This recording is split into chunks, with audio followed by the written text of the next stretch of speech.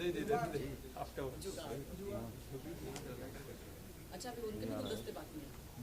मेरे भी गुलदस्ते बाकी।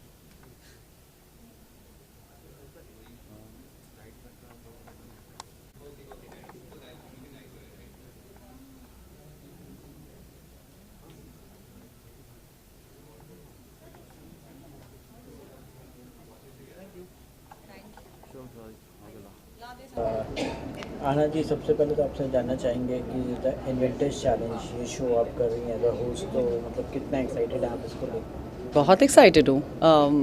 मैं पहली बार होस्ट कर रही हूँ, सो आई थिंक मेरे लिए ये पहला मौका है अपने आप को एक होस्ट के नज़रिए से देखने का। और मुझे हमेशा ऐसा लगता है कि मुझे हमेशा से ऐसे शोज़ देखने का शौक़ रहा है जहाँ पर एंटरप्रेन्योरल स्किल्स या इन्वेंशंस या ऐसी बातें होती हैं जो पढ़ाई लिखाई या जुगाड़ या ऐसी चीज़ों से, मतलब आई थिंक लाइक जो अगर आप सोचते हैं और आप उसके बारे में बना सकते हैं, आई थिंक मुझे वो बहुत इंटरेस्टिंग लगता है। तो अगर मुझे ये ऐसे शोज़ देखने का शौक़ है तो मुझे ऐसा लगता है कि बहुत बड़ा मौका है मेरे लिए कि मैं खुद ऐसा शो होस्ट कर रही हूँ। क्या नया है इस शो में? क्योंकि इससे पहले भी एक शो आया था शार्क टैंक इंडिया का, कि उसमें भी इन्वेस्टर्स मतलब कि आइडियाज़ पिच करते थे लोग, और फिर उसके बाद जो है लोगों को इसमें इन्वेस्ट। इसमें क्या नया है सर इस शो में? ये शो एक कदम आगे है उससे, क्योंकि वो शो इन्वेस्टर्स के बारे में बात करता है, ये शो इन्वेंटर्स के बारे में बात करता है। तो मान लीजिए अगर आपके पास कोई इन्वेंशन हो, अगर आपको मान लीजिए कोविड के टाइम लैपटॉप रखना था कहीं, तो आपने क्या जुगाड़ किया?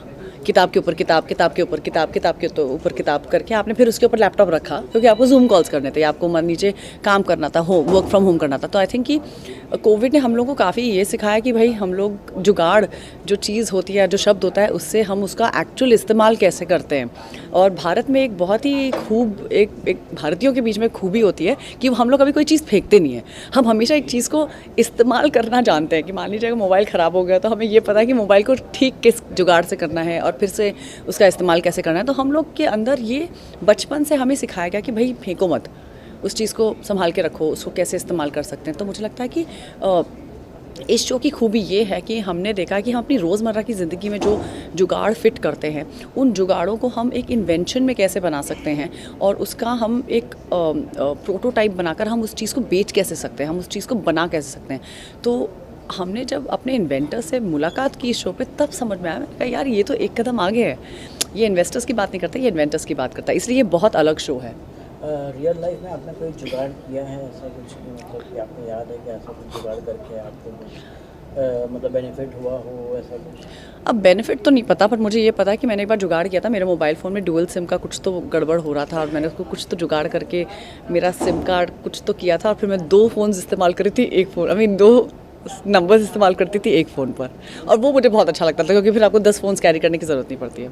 एज एन होस्ट आप किसी मतलब कंटेस्टेंट से मिली हों जो आपको लग रहा हो कि यार काश मैं ये कर सकती थी, तो मतलब एक्टिंग से अच्छा ये लगा मेरा? नहीं, ऐसा तो मुझे नहीं लगा, लेकिन मुझे हाँ ये ज़रूर लगा जब 8 साल, 15 साल, 10 साल के बच्चे आकर शो में इन्वेंशंस दिखा रहे थे। तो मैं ये सोच रही थी वहाँ पर बैठ के कि मैं क्या कर रही थी जब मैं 8 साल की थी और मैं 10 साल की थी। I think it's very inspiring. I think इसकी वजह से पेरेंट्स कितने इंस्पायर होंगे अपने बच्चों को पुश करने में कि भाई देखो तुम थोड़ा साइंस क्लास में ध्यान दो क्योंकि क्या पता कोई जुगाड़ से तुमको मतलब you can earn so much money, और तुम्हें एक प्लेटफॉर्म मिलेगा जहाँ पर तुम एक प्रोटोटाइप बना सकते हो, तुम टीवी पर आ सकते हो। I think it's incredible. तो मुझे वो काफ़ी ख़राब लगा। पैनलिस्ट की बात की जाए तो क्या कौन कौन पैनलिस्ट हैं और क्या हैं उसके बारे में कुछ बताइए आप। तो लोग एज एन होस्ट आपको भी कनेक्ट करना पड़ता है पैनलिस्ट से भी, तो मतलब कि कैसा रहा आपका जी, ये सफ़र, कैसा रहा आपका पैनलिस्ट? तो होस्ट का तो काम यही होता है कि मोतियों की तरह पिरो और उसको एक नेकलेस में बना दूँ, तो वही मेरा काम था। लेकिन हमारे तो इस शो में एक होस्ट है, 4 पैनलिस्ट हैं और इन्वेंटर्स हैं और कंज्यूमर्स हैं, जो सबसे इम्पॉर्टेंट लोग हैं हमारे शो पर। तो शो ऐसे शुरू होता है कि पहले इन्वेंटर्स आते हैं, वो अपना जुगाड़ या अपना इन्वेंशन पिच करते हैं। हमारे पैनलिस्ट डिसाइड करते हैं कि इनमें से कौन सा जुगाड़ या इन्वेंशन उस पर हमें मतलब उससे हमें हमारे मेंटर्स के पास भेजना पड़ता है। तो 30 दिन का एक प्रोसेस होता है जहाँ पर वो एक prototype basically from that idea, वो आइडिया पेपर पे होता है, from the paper two prototype उस आइडिया को कैसे कन्वर्ट किया जाए, उसको एक्चुअल प्रोटोटाइप कैसे बनाया जाए, फिर कंज्यूमर्स टेस्ट करते हैं वो प्रोडक्ट और फिर कंज्यूमर्स बताते हैं कि यार ये चीज़ हमारी इस्तेमाल हो सकती है, वो चीज़ नहीं इस्तेमाल हो सकती है। And I thought it was incredible. तो हमारे पैनलिस्ट अलग अलग इंडस्ट्री से आए हैं, जैसे miss Malini she is from the entertainment world and media से हैं। ध्रुव भसीन, ध्रुव मधोक, दोनों अराटा करके एक कंपनी है जो उन्होंने लिटरली स्क्रैच से बनाई है। वो लोग वीगन प्रोडक्ट्स यूज़ करते हैं, organic shampoos and organic hair care, skin care products बनाते हैं।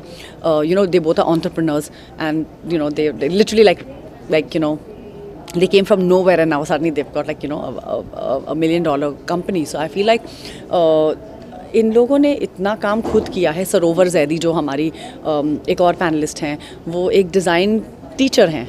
So she sees how design is going to be made क्योंकि वो विभिन्न भागों में जाती हैं भारत के और वहाँ पर आर्टिसन से मिलती हैं, वहाँ पर लोगों से मिलती हैं, उनको डिज़ाइन के बारे में सीखती हैं, लोगों को सिखाती हैं। तो मुझे लगता है कि हमारा ये जो पैनलिस्ट जो चूज़ किए थे बहुत ही इंटरेस्टिंग थे और मैं इनको जानती भी नहीं थी।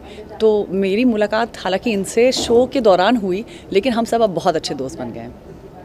होस्ट की बात की जाए अगर तो मतलब फर्स्ट टाइम होस्ट कर रहे हैं, तो क्या क्या टिप्स आपने सभी होस्ट से ली है जो आपके फेवरेट होस्ट रहे हैं? आपने क्या क्या टिप्स लिए उनसे? आई थिंक स्पॉन्टेनिटी और एक बहुत इंपॉर्टेंट चीज़ होती है होस्ट की कि आपको हर चीज़ बहुत ध्यान से सुननी पड़ती है। और मुझे काफ़ी मौका मिला इस शो पर कि मैं हर चीज़ बहुत ध्यान से सुनूं, क्योंकि ये बहुत स्क्रिप्टेड शो नहीं था। हमारी स्क्रिप्ट इतनी ज़्यादा वो नहीं थी। बेसिकली हमें एक मौका दिया था, मुझे एक मौका मिला था जहाँ पर मुझे सुनना पड़ता था कि भाई इन्वेंशन क्या है, and everything was happening at in life time. तो मैं पहले सुनती थी कि इन्वेंशन क्या है, कभी मुझे समझ में आता था, कभी मुझे समझ में नहीं आता था। तो फिर मैं जाकर अपनी टीम से बोलती थी कि भैया बनाया क्या इनने, मुझे समझ में नहीं आया है। So I think like it was very incredible because हमारे डायरेक्टर, हमारे मेकर्स ने हमें कभी ये नहीं बोला कि आप ये मत बोलो या आप ये बोलो। कुछ चीज़ें होती जो हमें नहीं बोलनी चाहिए थी एंड नहीं बोलनी पड़ती थी, तो हम उन चीज़ में हम थोड़े रिस्ट्रेंड होते थे। But apart from that I think I was given full freedom to say what I felt. And जो चीज़ें मैंने सीखी हैं बाय वाचिंग अदर होस्ट्स, क्योंकि मैं बहुत रियलिटी टीवी देखती हूँ, लेकिन हालांकि मैं मास्टर शेफ और इज़ इट केक और मैं कपिल शर्मा के बहुत शोज़ मतलब उनके कभी मिस नहीं करती। I love watching Shark Tank and I love watching these shows. तो मुझे लग रहा था कि I have to do something which is like very host like, लेकिन इसमें ऐसा कुछ नहीं था। I think the limelight here is the inventors and our panelists. आपके आने वाले फ्यूचर प्रोजेक्ट्स के बारे में जानना चाहेंगे, क्या है? 2 फिल्म्स हैं जो रिलीज़ होने वाली हैं इस साल।